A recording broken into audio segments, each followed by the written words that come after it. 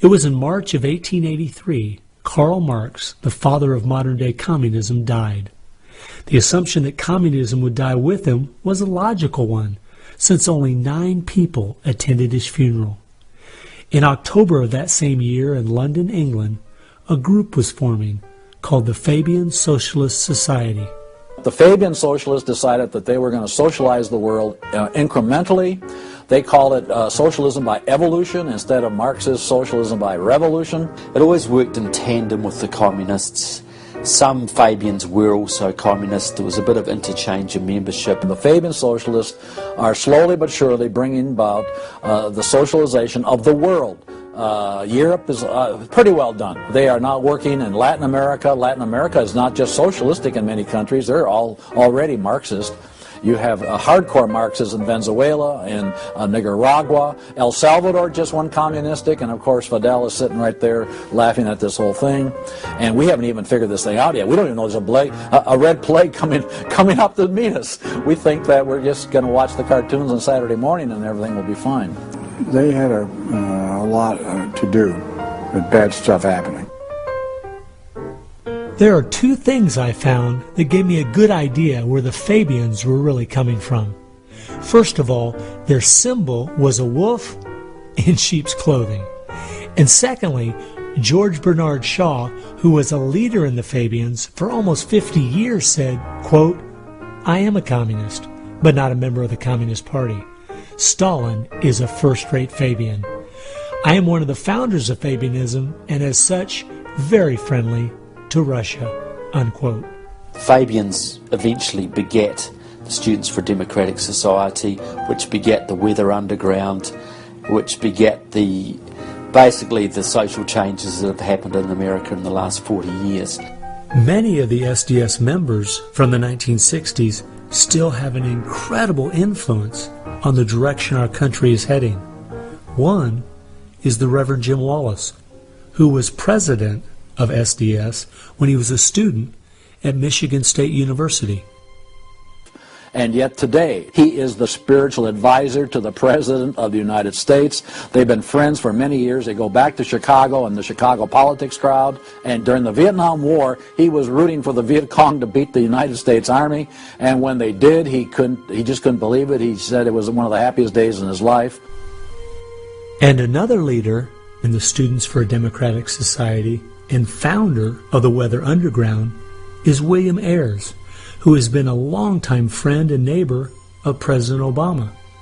It came out in 2009 that Obama's book, Dreams from My Father, was even written by Ayers.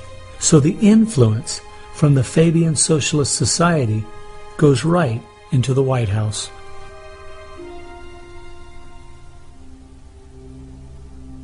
The next group I found that has seriously impacted America's culture is the Frankfurt School. The Frankfurt School was a sort of an outpost in America of European socialism. Willy Munzenberg, with a few other Bolsheviks, founded the Frankfurt School. The 2 leading members are Herbert Marcuse and Franz Neumann.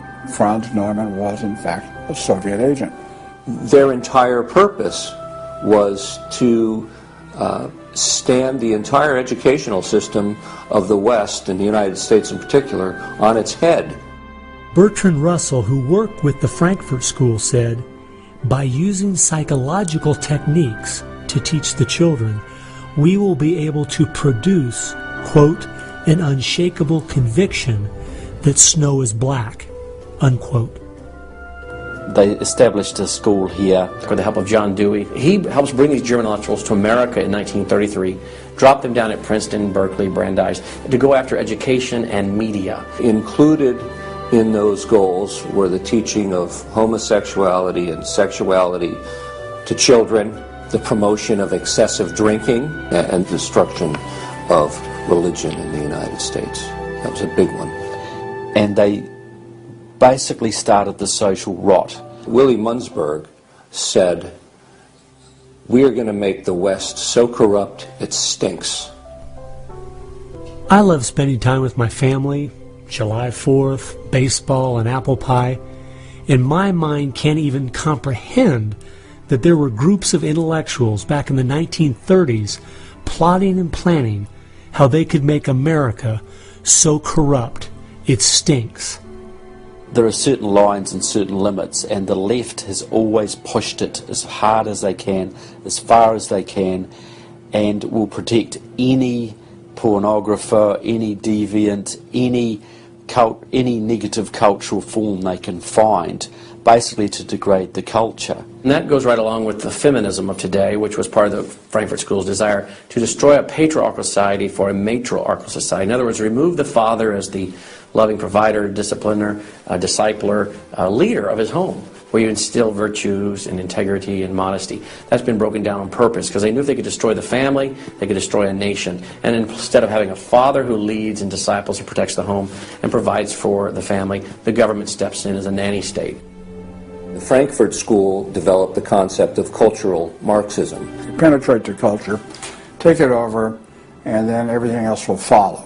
And of course they did that, and today we've had a complete cultural revolution. As many people in America are familiar with the phrase "make love, not war," that actually came from Herbert Marcuse, who was with the Frankfurt School. So these guys went after education, they went for media, and they've been very successful in changing the entire worldview of Americans through what they call political correctness, but it's really cultural Marxism, with the goal being to destroy Christianity, then create chaos, and then move to their ultimate goal, which is from cultural Marxism to traditional Marxism, which is socialism.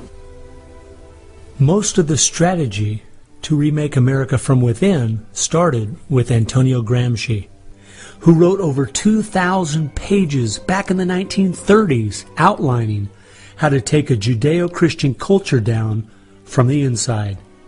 The plan he suggested has been the main focus of the left ever since.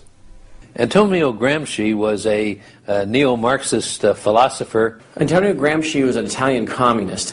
Antonio Gramsci is probably the biggest troublemaker in the world. He's probably got more responsibility for our social ills than anybody else on the planet. He knew of the importance of undermining the morals and the character of this country. Because America had a strong Christian heritage, you had to attack the culture. You had to change the culture. Even to pornography, into areas that most people normally wouldn't accept. He said that we're going to destroy the West by destroying its culture. We're going to infiltrate and we're going to turn their music, their art, and their literature against them.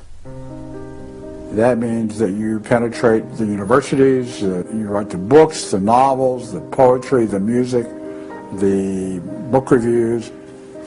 And once you control the culture, then you can sort of shape the thought of rising generations. He differed with Marx. Instead of, for example, destroying the church and the other basic institutions, he said infiltrate them and use them to change the culture.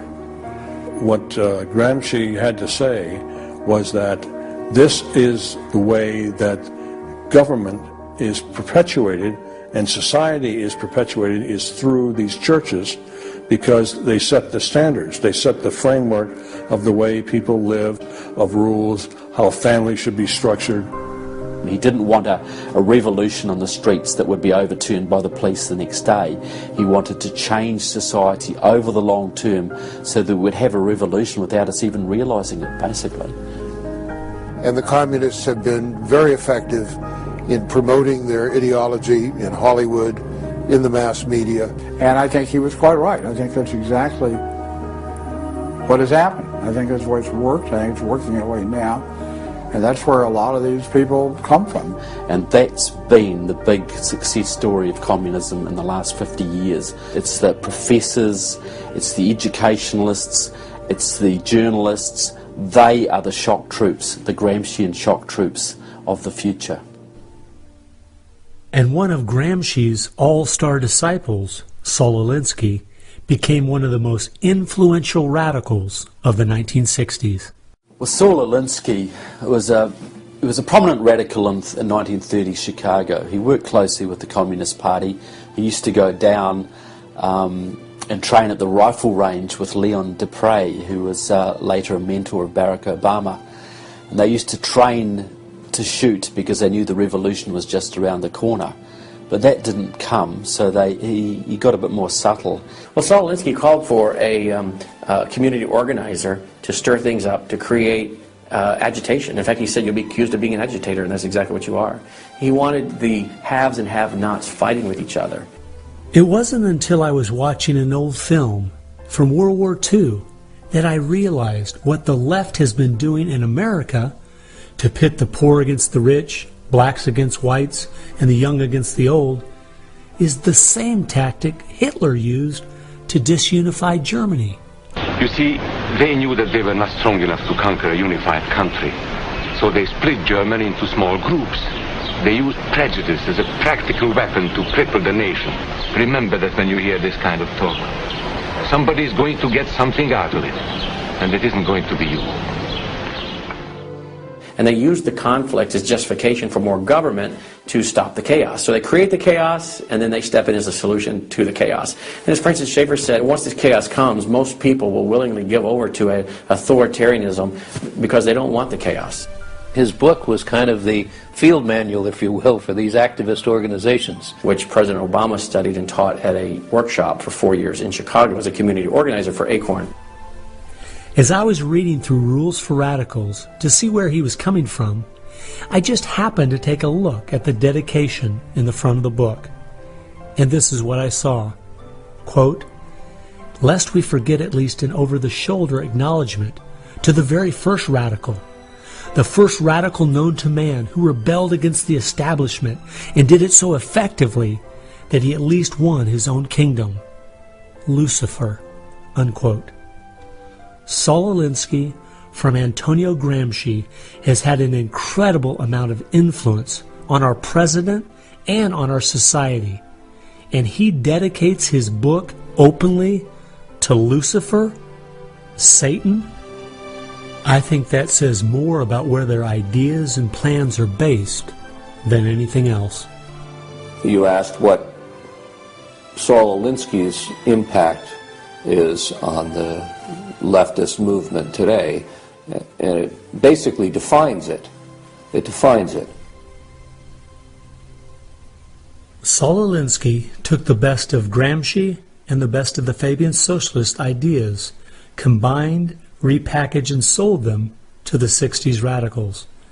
After studying Alinsky, Richard Cloward and his wife, Frances Fox Piven, came up with what is today known as the Cloward-Piven strategy.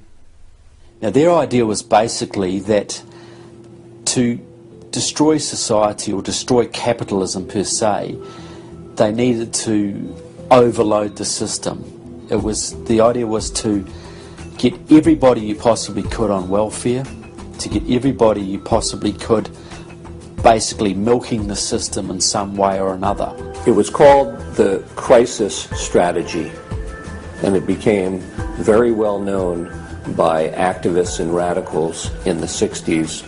They published an article in the May 1966 issue of Nation magazine called The Weight of the Poor, in which they outlined their strategy. Rathke read that article, and Rathke ended up starting what we now know today as ACORN.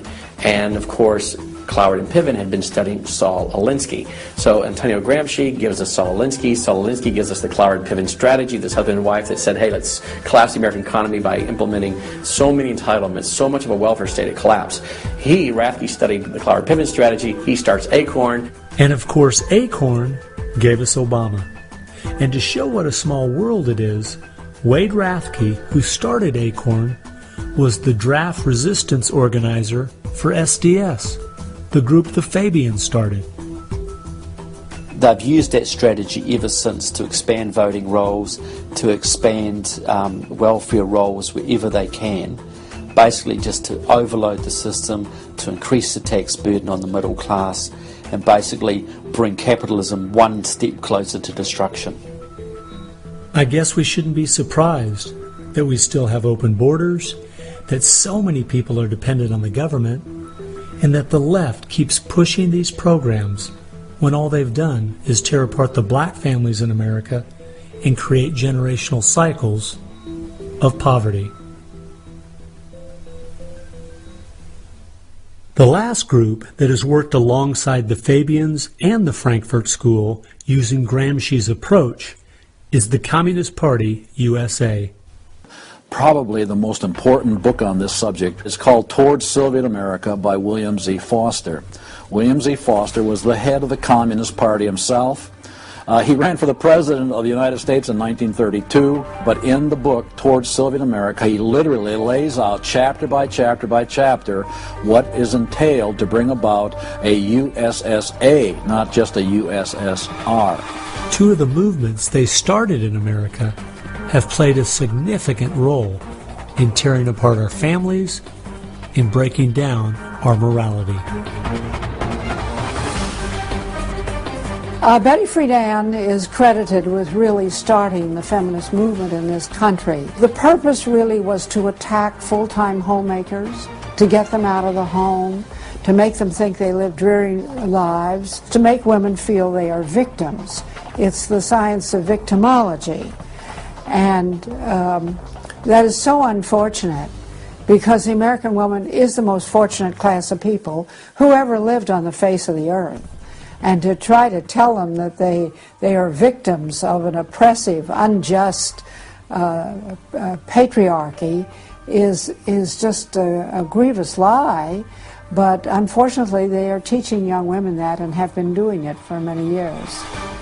While Betty Friedan was pushing her book, Feminine Mystique, she implied that she was coming from the point of being a frustrated housewife herself and just wanted to be a help to other women. But later, in the 1990s, it came out she was in fact a radical propagandist for the Communist Party and a staunch supporter of Stalin. So when she had described the American family as, quote, a comfortable concentration camp, unquote, it wasn't because of her experience at home. It was because she was just doing her part to dismantle our families.